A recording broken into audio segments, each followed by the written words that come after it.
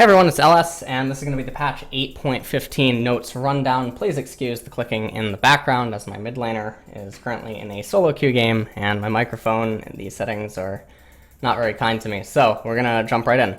Champions, Akali. I already did a review on Akali in another video. However, I will comment this, after looking at some of her numbers and her ratios, I do believe that she likely will end up as an AP bruiser.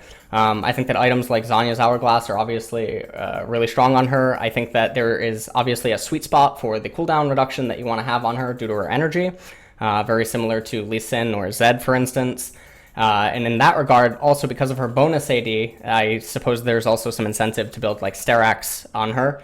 Gunblade, I still think is going to be a standard, but I do not think that AP Glass Cannon is going to be completely necessary. So maybe we're looking at itemization like Gunblade, Steraks, perhaps Zhonya's Morella Nomicon, situationally different boots. But I do not, I think that she will take on a similar path as Irelia, where Irelia is a pretty big bruiser. And so I think that Akali is actually going to be a AP bruiser that should be built tanky, but we'll see if I'm incorrect on that. I will say that out of all of the skins, I think that Infernal and Stinger do look the best. A little bit let down by some of the other skins, but that's okay. All right, let's move into stuff. Fiddlesticks, E is increased at early ranks, E base damage decreased. So Fiddlesticks is interesting. He is situationally viable down in the bottom lane right now.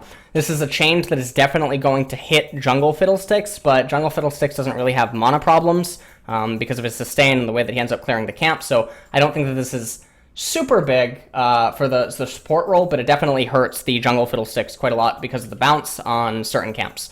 Down in bottom lane, you will feel it, but this isn't the type of thing that would hold Fiddlesticks back from being picked. So in higher MMR, Fiddlesticks is still going to be very oppressive, and he's still going to remain one of the good mage supports that still currently exist inside of the meta. So think about that, and if you're a Fiddlesticks enthusiast. Fizz, this is a change I love. So if you remember, when Fizz got buffed or changed or touched upon in recent patches, I was pretty outspoken about one of the main problems that Fizz had was the itemization change left Fizz and some other mages, most notably Victor, feeling a little bit alone. And Fizz didn't quite have the damage that she used to have available to her, and it made it very difficult to transition into the mid and late game because Fizz was supposed to be an assassin, but it was very easy to itemize against her. Also, the magic resistance changes, some of the matchups in mid lane, the way that sustain ended up happening or coming in, and then the rune changes, it all hurt Fizz. Much like it's hurting some of your ears to hear me say she and her. So anyways, Seastone Trident is, this change is gigantic. And the reason that I think this is gigantic is because you can potentially have this online at level 5, which means that you're getting 0.2 here, and then you're getting 0.1 here. So you're getting 0.3 ability power at level 5. So if you end up having a Corrupting Potion and a Dark Seal or something like that, and you come into lane with an extra 30 damage here, you're getting a pretty big punch. You're getting basically an entire Sheen proc inside of the trade, and that is just massive for Fizz. And then obviously this scales very, very nice into the later stages of the game. This is so much power added to Fizz's kit. 50 damage at rank 5, and then the active damage ratio and the on-hit damage ratio going up by 0.3 ability power. Chum the Waters, 0.6 base to 0.9 base. Absolutely massive, yet again. Chomper damage, 0.9 ability power to 1.1, massive. Gigalodon, 1.2 to 1.3. All of these changes are fantastic for Fizz. It might actually allow Fizz to become potentially viable against certain champions and team compositions in mid lane. I think this is kind of the damage that Fizz needed to become a situational pick. It's not enough of a change to make Fizz this monster inside of mid lane. However, when you think about some of the champions that exist right now, a lot of them are hurting. And because a lot of them are hurting, Orianna, a champion that just had a change to her W, is suddenly becoming basically S tier again, because Orianna, much like other champions such as Lee Sin or Thresh, she is a champion whose kit is so undeniably powerful in a controlled setting, and most notably competitive and super high MMR, that when other champions begin to suffer, she rises up the ranks, just like Lee, just like Thresh. She's the queen of mid lane. She always has been for an extremely long time. And the only thing that ends up gating her is when other champions can outclass her and they offer more than what she has to offer. So because of that, similarly to how other champions are getting hit and how they're getting nerfed, Fizz suddenly becomes more and more attractive, especially as the meta begins to diversify. We're seeing champions like Azir slowly come back. We're seeing champions like Xerath slowly come back. We're seeing Syndra sometimes in solo queue begin to get picked. These are all champions that Fizz fares very well against. And so red side Fizz, maybe as a counter pick, will have a nice time. Irelia. Attack damage increased, health increased, passive damage increased, Q range, base damage, and damage ratio decreased, E range, and base damage. So I hate everything that they did to Irelia. So Irelia is the complete invert to Fizz. Now, just like I said about Irelia in the last rundown that I talked about her, people thought that Irelia was getting buffed.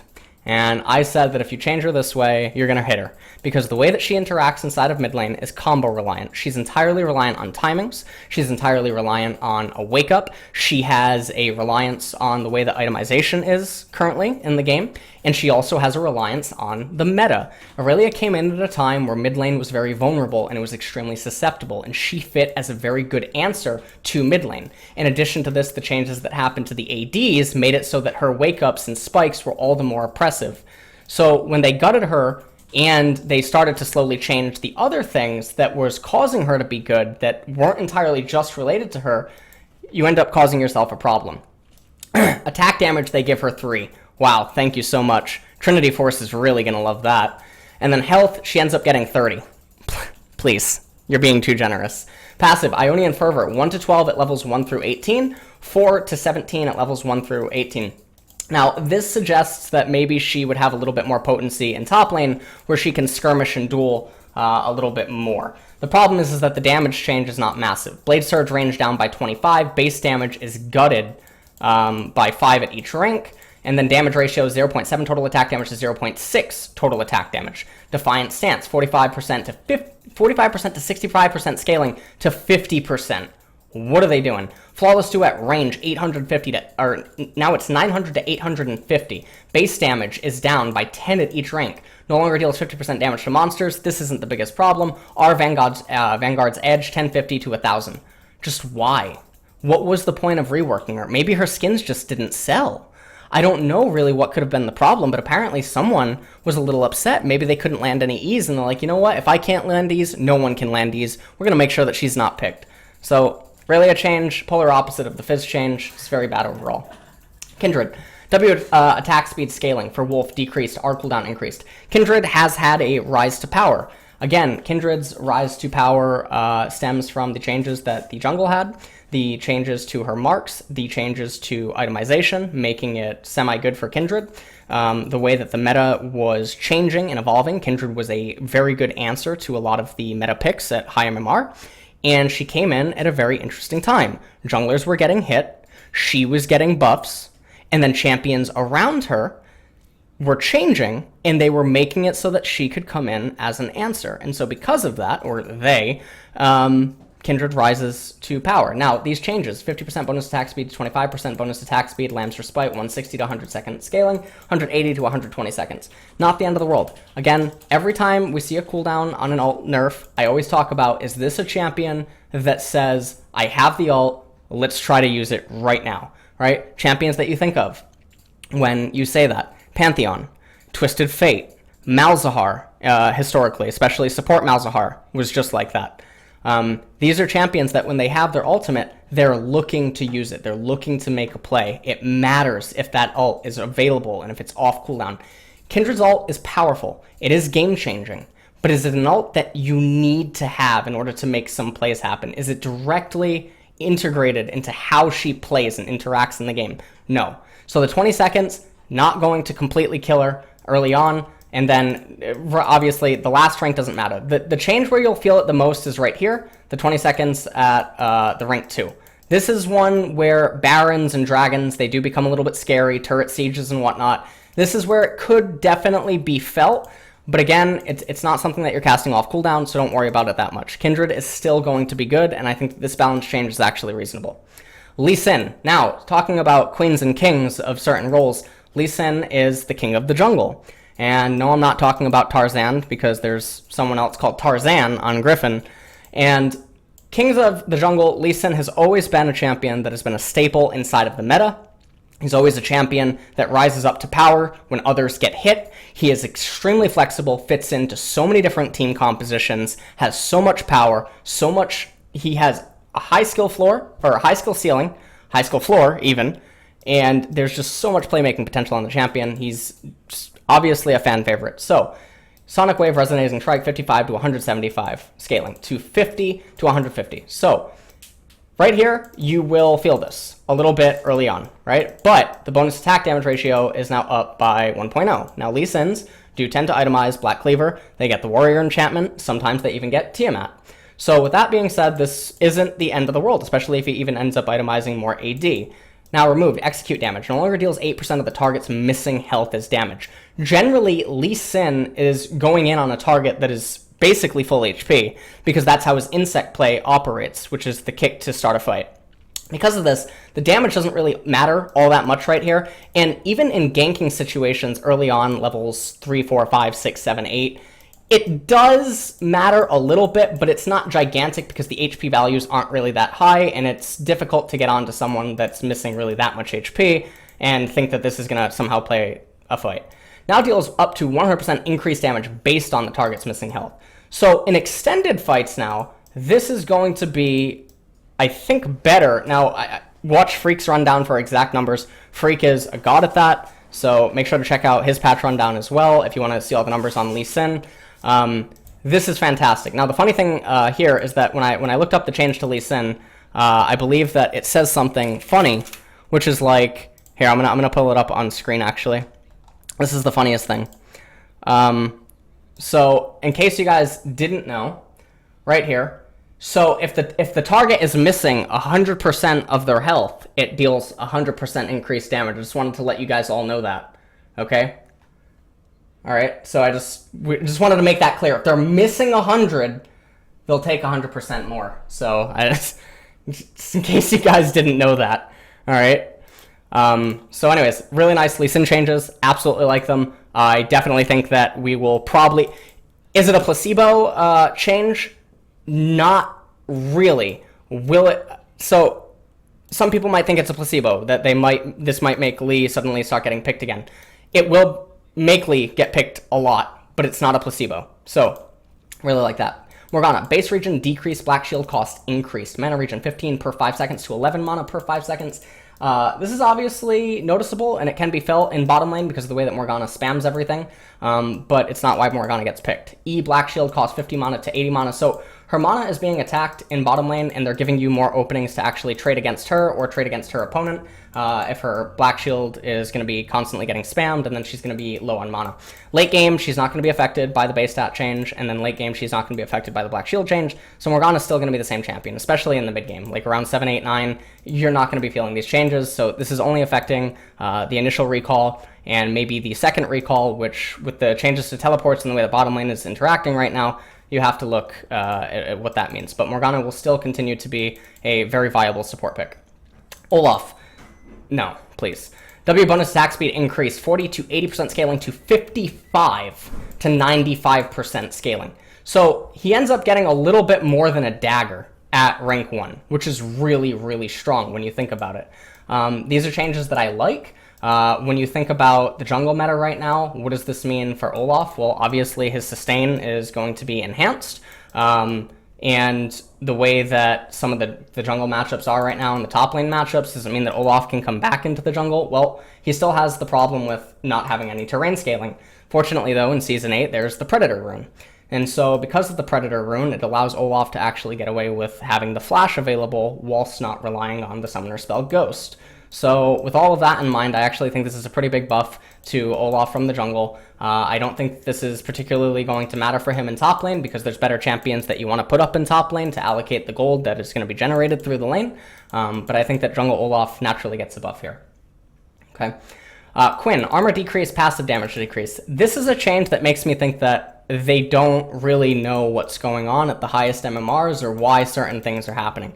This change makes me particularly sad because Quinn is popping up right now even though lethality got nerfed a long time ago, if people remember, the lethality items all got hit a little bit. Problem is that the top lane and the mid lane meta, there's a lot of fragile champions. There's also a lot of fragile champions in the jungle right now. And obviously bottom lane is very fragile. So with all of that being said, because Quinn wasn't impacted by a lot of the changes, and then in fact she even got some aid with some of the rune changes, and then obviously the itemization of, I believe the item's called Stormrazor, or is it Stormbreaker? Maybe I'm thinking of Avengers, Stormbreaker. Is that the name of Thor's hammer? I don't actually know. Stormbreaker? Or is it Stormrazor? Anyways, passive, Harrier, 15 to 100 damage at levels 1 through 18, 10 to 95. So she's only losing 5 damage on the Harrier, but these changes are kind of sad. Is it going to magically break Quinn? No. But the problem is that Quinn is reliant on the meta being in a set place right now. And the second that that meta changes, these changes will not get reverted, and Quinn will be forgotten about, and she will be in a worse place than she was prior to 8.11. So I hate seeing changes like this. Syndra, Q base damage increase. So we just talked about Fizz. Now let's talk about Q Dark Sphere. So she ends up getting 20 damage at rank 1. Very noticeable. She gets 15 at rank 2, and then ultimately 10 at rank 3. If she hits you with this in lane, now especially at level 1, she's basically looking at getting an extra 40, 60 damage on you at rank 1 potentially, and obviously level 2 as well. So that's quite a lot of damage. And again, when there's a lot of champions that are fragile in the mid lane right now, this is very strong for Syndra. Obviously at max rank, she still has the same damage, so Syndra will still suffer from the problems that are gating her from entering into pro play. What this does is it makes it so that she can actually accelerate that much faster. The other issue, though, is that because Fizz exists right now, Syndra either requires that the Fizz be banned or other champions be banned that she's good against, and so I think that she ends up slotting into a situational pick where she's able to be a very strong bully inside of the lane, and for that reason I think that it's potentially good in team compositions that want to accelerate and spike at 1 and 2 core items. Any team compositions that want to scale or go to 3, 4, or 5 items and take late game team fights around the 30-40 minute mark, Syndra is not going to appear in those team compositions. She's a very early game, mid game, accelerant reliant champion that also wants to have very good 2v2s. And so when we look at the Olaf change and the Lee Sin change, those are changes that are right up her alley because you have the AP mid, you have the AD jungle, very difficult to itemize against, very strong 2v2 potential. Thresh. W cooldown decreased at later ranks, E maximum attack damage contribution increased at early ranks. W Dark Passage, 22 to 16 second scaling to 22 to 12 second scaling. This is quite big at max CDR. So the Dark Passage cooldown is definitely noticeable. E Flay. I really like how Lee Sin, Thresh, and Orianna have all gotten some love in the last few patches because they are all the kings and queen of their respective roles. E-Flay 80 to 200% to 100 to 200% maximum attack damage contribution. So these are some nice changes. It's not going to magically make Thresh come back into the meta. Thresh will still continue to be situationally picked. You have to be very proficient at him to make him work, but it will not make him pop back in. These aren't the type of changes that, suddenly make you start advocating for picking him or utilizing him down in the bottom lane or anything like that. So don't expect to see that. If you do start seeing him picked more often, placebo effect. And I feel like I haven't said that much this patch, so we got that going. Support item. Cost of starting support items increased 350 to 400 gold. These changes also apply in Twisted Tree Line, and then Nomad's Medallion, Targon's Brace, and Frostfang. So what this ends up meaning is that if you have a bully lane and the opponents actually aren't able to trade with you, or they're not able to poke you, or hurt your sustain in any which way, you used to be able to take the support item in addition to the refillable. For instance, if you were a Soraka and you're against like a Tom Kench, or you're against a champion that can't hit you that much, you can take the blue support item and a refillable potion rather than having to invest into 3 red pots. What this ends up doing, though, is that champions that are reliant on the red pots, this will affect their sustain inside of the lane, and it will make it harder to hit the tier 2 items. So you have to consider that, especially with the teleport change and what that means for sustain down in the bottom lane. I would assume that this is likely going to be a buff for Coin and a nerf to Targons and Frostfang overall, just because naturally the users that end up taking Coin are not ones that are always looking to skirmish, or they have other means of sustaining reliably. So that's pretty much it. Marksman itemization. Our goal of giving Marksman a later spike was hit a little bit too hard, and it's left Marksman feeling underwhelming in the mid-game and thus unable to reach their late-game power. No, there's a lot of Marksmen that can hit their late-game power, and the change is coming a little bit too soon without proper experimentation taking place, and I think that we've seen that gradually more and more ADs are beginning to pop up, and it was just a matter of learning how to adjust and balance the ranges against different team compositions and matchups. So right now, Infinity Edge, total cost decreased, build path changed, true damage decreased, attack damage increased. So total cost is down by 200 gold. So later on into the game, this is essentially a wave, when you also factor in the walking time to go get the wave, and then the recall time. So one wave less, so 30 second, 45 second total, plus you factor in the recall, and then if you don't have the harm guard bonus, then getting back onto the map. So saves you about a minute to a minute and 20 seconds. That's basically what this change does. BF Sword plus 1,000 gold, BF Sword Pickaxe plus 1225 gold. Obviously this is better because it means that if you take bad trades early on for some reason, you can just actually itemize into a pickaxe rather than being reliant on stockpiling a lot of gold for the BF sword. So I like this change. Attack damage is 80 to 70, true damage conversion 15 to 10%. Why? Just actually why? And maybe they're looking at this like, oh, well, now a champion like Caitlyn or Twitch or Tristana can get this an entire wave sooner. Oh no. But you're taking away a longsword in terms of the damage, so that's not being made up for here. And then you're taking away the true damage conversion, and it just doesn't make any sense. I will note, though, is that the champion, Twitch, who I talked about because of the changes to Blade of the Ruin King, and the changes to some of the other items, I have speculated for a while now that Twitch is under-researched with the new Infinity Edge, because of his wake-up timing on his second and third items are still extremely powerful, and now his late game is superior to the way that it used to be, so we have that going. Stormrazor, cost decreased, attack damage decreased, attack speed decreased. Just why? What? They're trying to prevent Tyler 1 from getting rank 1. Alright, so total cost is down by 400 gold. Attack damage is down by 10, not the end of the world. Attack speed 30 to 25%. Now, this is one that I do actually think it's probably stronger for Draven. And this is definitely going to be stronger for the snowbally 1-2 item champ. So champions that like Stormrazor for their 1 and 2 item spikes are going to like this more than they did previously, because it comes online sooner and it lets you exert dominance that much sooner. And if you're a true alpha down in the bottom lane, then you're all about exerting dominance over your opponents. So in that regard, I think it's a buff to some of the Stormrazor using champions, and then it's a clear-cut nerf to some of the other Stormrazor using champions. I think that this is actually a buff for Draven overall. But again, the Infinity Edge, if you're someone that went Stormrazor with Infinity Edge or something like that, then it's not good for you. Essence Reaver, attack damage increase 70 to 75. Again, another good item. So this is obviously a buff for Lucian. He gets half a longsword for virtually nothing. So, nice change for Essence Reaver. Alright, Rapid Fire Cannons, Shiv, and Runon's Hurricane, in addition to Phantom Dancer, are all down by 100 gold. More Twitch buffs! More Twitch buffs. And so, now that all of these are down by 100 gold, you have to go back and look at Infinity Edge, and you have to look at this as basically being down 300 gold.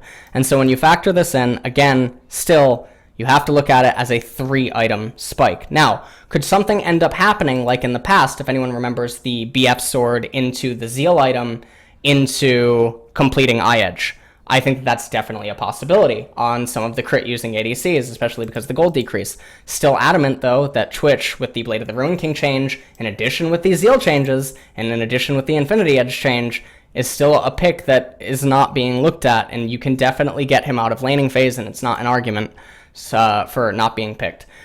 Scimitar, total and combined cost decreased, attack damage decreased. So total cost is down by 200, so wave, late game, especially because this is a 4th or 5th item, sometimes even a 6th. Combined cost is down by 2, okay, so that's where it's coming in. Attack damage is cut by 15. This really sucks. You don't get the item for the attack damage, you get it for the utility, and obviously because it builds into QSS, because often you build QSS and you're like, well, I'm sitting on this item, Let me complete it straight into Scimitar so that I get some of the benefits. It does suck that it's losing 15 AD, but again, it's not why you pick it. You don't build Guardian Angel for damage. You build Guardian Angel for the utility. You don't build, well, sometimes you build Zhonya's for the damage and the armor, but oftentimes like you don't build Zhonya's for the damage and the damage and the armor.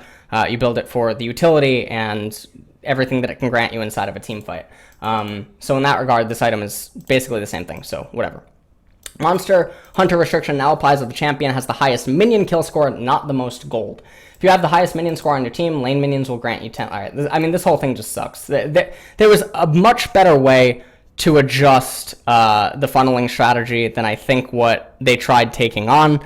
I don't like the route that they took. I also don't believe that they needed to wait until preseason to try a different angle of approaching the jungle. We've seen Riot be willing to implement major hotfixes or major balance changes in the middle of patches or experiment with something and hotfix it immediately. So I don't know why they haven't taken that approach with the jungle. So overall, I'm still very disappointed. Runes, perfect timing. Time of activation pushed to later in the game. So before they went from, I think it was 6 minutes, then they went to 10 minutes, then they went to 8 minutes, and now they're back to 10 minutes. So rather than just go back from 8 to 10, where it went from being non-existent to appearing again, why not try to find a middle ground to actually make the people decide? Because all of this is going to do is it's going to make people not take it unless they have a purpose for building Zhonya's. So only Zhonya's Hourglass champions are going to build the perfect, or actually be willing to take the perfect timing. So with that being said, why didn't you just change the activation time to 9 minutes and see how it goes from there for a patch or two, and then bump it maybe to 9:30 or 10 and try to find a sweet spot where some people might actually choose it? Again, I don't understand. Store and gifting and forging, don't care about that. Stats, find the new stats inside the profile page. I really like this, don't know what it is. I'll probably look at it later.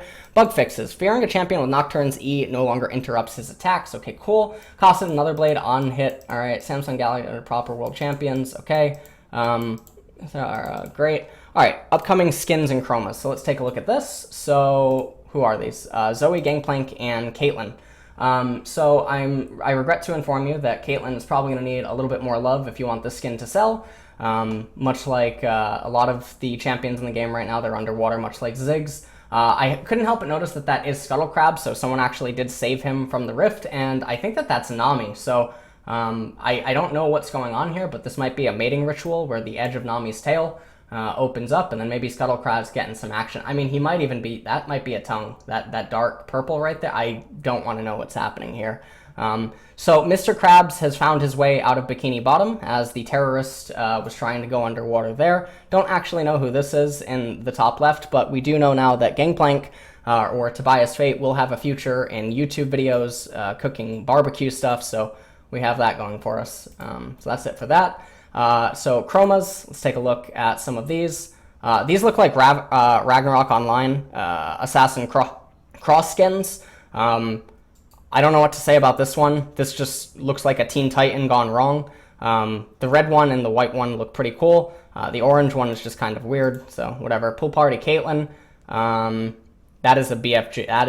That's okay. All right, Pool Party Gangplank. I mean, yeah, this kind of looks like the... Okay, well, this guy stole SpongeBob's house. So this Gangplank is probably an alpha. All the other ones are beta. So make sure that if you get the chromas, you get this one. Okay? Because he stole SpongeBob's house. Pool Party Rek'Sai. So I don't know what to say here, but it looks like Bowser stuck his thing somewhere it didn't belong, and that's what ended up happening. Pool Party Tarek. Yeah, we're just gonna go with no. This is like a hippie, and this is something from the 70s. And then Pool Party Zoe. Yeah, no. Alright. And it looks like that's it for patch 8.15, so let's recap one last time. Akali, I think that she's gonna build off-tank bruiser. Fiddlesticks dramatically hits his... Maybe they should have made his base damage per hit increased on monsters to compensate, but dramatically hits jungle, doesn't really hit support fiddle. Fizz, absolutely love the changes. Irelia, swing and a miss. Kindred, reasonable. Lee Sin, love it. Morgana, balanced. Olaf, really good for jungle. Quinn, really sad. She's getting a lot of love right now, but it's just the 5 minutes of fame. Syndra change, really good situationally, likely only going to be picked on red side unless she's picked on blue side when the bans are already in place. Thresh, it's a change, you might see him more, whatever. Support item changes, Quinn is the biggest winner out of all of these. Targon and Spell Thief is hit the most. Marksman itemization is a joke, but some champions are going to benefit from it. Stormrazor, again, I think on Draven, actually, so I joked about the Tyler 1 thing, but I think on Draven in particular, this is likely a buff, but on other champions, it's going to be overall a nerf as they scale into the later stages of the game. Essence Reaver, obviously a welcome buff for any of the champions that use it, but I don't know why they're taking this approach.